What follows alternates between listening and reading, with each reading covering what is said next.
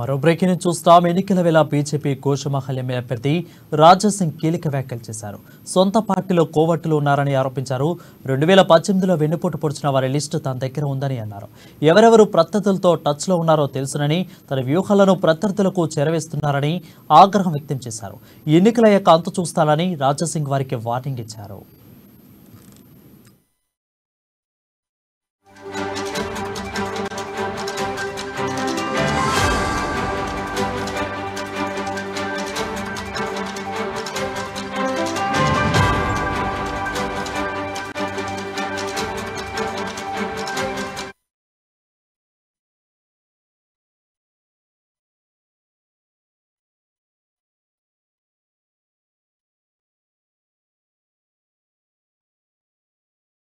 Breaking news చూస్తున్నాం. ఎన్నికల వేళ బీజేపీ గోషమహల్ ఎమ్మెల్యే అభ్యర్థి రాజాసింగ్ కీలక వ్యాఖ్యలు చేశారు.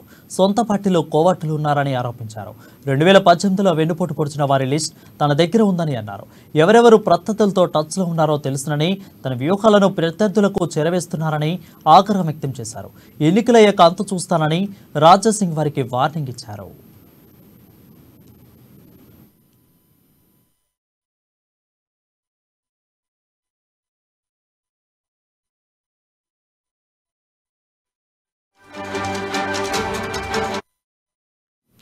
బ్రేకింగ్ న్యూస్ చూస్తున్నాం. ఎన్నికల వేళ బీజేపీ గోషమహల్ ఎమ్మెల్యే అభ్యర్థి రాజాసింగ్ కీలక వ్యాఖ్యలు చేశారు.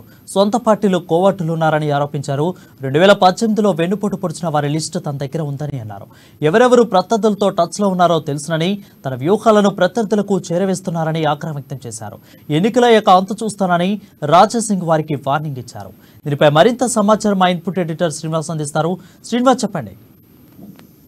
రైట్ వరుణ్, ఏదైతే ఒక బహిరంగ సభలో రాజాసింగ్ బీజేపీ అభ్యర్థిగా పోటీ చేసిన రాజాసింగ్ గోషామహల్లో ఒక బహిరంగ సభలో మాట్లాడుతూ చేసిన వ్యాఖ్యలు ఏవైతున్నాయో అవి పార్టీకి బీజేపీలో అంతర్గతంగా ఒక చర్చ అయితే దారికి తీసింది. ఏదైతే తనను ఈ ఎన్నికల్లో ఓడించేందుకు తన పార్టీ వారే కొంతమంది కుట్ర పన్నుతున్నారని చెప్పేసి ఆయన ఆరోపణలు చేయడం జరిగింది. బహిరంగ వేదిక మీద ఆయన చాలా ఛాలెంజింగ్ గా మాట్లాడడం జరిగింది. ఎవరైతే తనకి వ్యతిరేకంగా పనిచేస్తున్నారో, తన వ్యూహాలన్నీ కూడా ప్రత్యర్థి పార్టీలకు అందిస్తున్నారో వాళ్ళెవరో కూడా తనకు తెలుసు.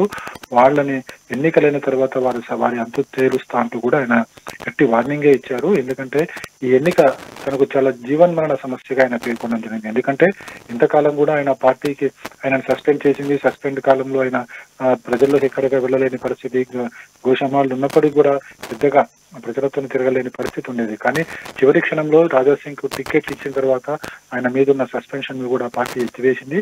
దాంతో రాజాసింగ్ మరోసారి గోషామహల్ నుంచి బీజేపీ అభ్యర్థిగా పోటీ చేస్తున్నారు. అయితే ఈ క్రమంలోనే ఏదైతే పార్టీలో గత కొంతకాలం కూడా అంతర్గతంగా కొంతమంది తనకు వ్యతిరేకంగా పనిచేస్తున్నారని పదే పదే చెప్తూ వచ్చారు. అయితే వాళ్ళంతా కూడా ఇప్పుడు ప్రస్తుతం గోషామహల్లో తను పోటీ చేస్తున్న స్థానంలో తనను ఓడించేందుకు కుట్ర పన్నుతున్నారని చెప్పేసి కూడా రాజాసింగ్ వ్యాఖ్యానించడం జరిగింది. అంటే రాజాసింగ్ చేసిన వ్యాఖ్యలు చూసుకుంటే కనుక ఎవరైతే దాని మీద కోవట్లుగా పనిచేసి తన విషయాలను కావచ్చు, ఎన్నికల వ్యూహాలను కావచ్చు ప్రత్యర్థి వర్గాలకు చేరవేస్తున్నారో వాళ్ళందరూ కూడా తనకు తెలుసని చెప్పేసి తన ఎన్నికల తర్వాత తాను ఖచ్చితంగా వీళ్ళ మీద తన ప్రతాపం చూపిస్తానని చెప్పి కూడా హెచ్చరించారు.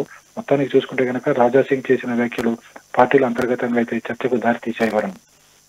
Right, thank you Srinivas for the updates.